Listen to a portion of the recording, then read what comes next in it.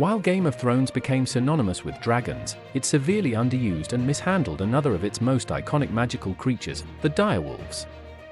Introduced in the very first episode, the 6 direwolf pups found alongside a dead mother were destined to be companions for each Stark child, symbolic of their identity and fate.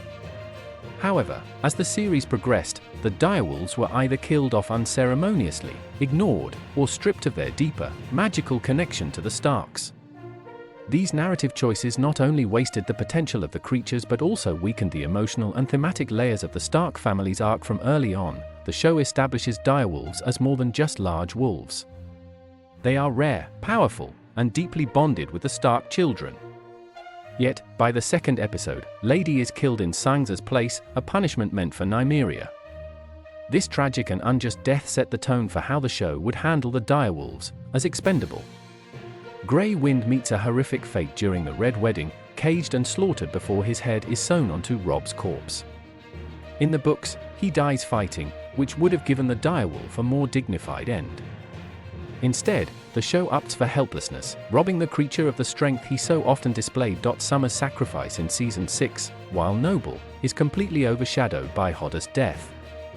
Bran, having become the emotionless three-eyed raven, barely reacts to the loss. Likewise, Shaggydog's death happens off-screen, used only as a plot device to confirm Rickon's identity. There's no emotional fallout or acknowledgement, underscoring how forgettable the direwolves became in the show's later years. The surviving direwolves don't fare much better. Arya and Nymeria's brief reunion could have been a powerful moment, but the encounter is brief and leads nowhere. Nymeria, supposedly leading a pack in the Riverlands, never becomes relevant again.